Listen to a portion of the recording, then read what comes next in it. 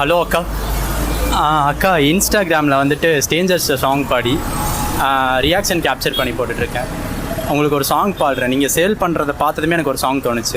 வான்வெளி மீது வெண்மதி தோன்றும், ஆண்வெளி மேலே அவளுதித்தாலே, வெண் சிறகேற்றால் என் விரல் கோர்த்தால், கண்களை மறைத்தே கனவுக்குள் இழுத்தா,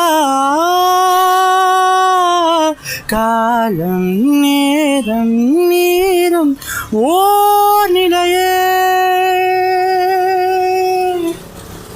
பூவிலும் பொழுதினில் ஓராயிரம்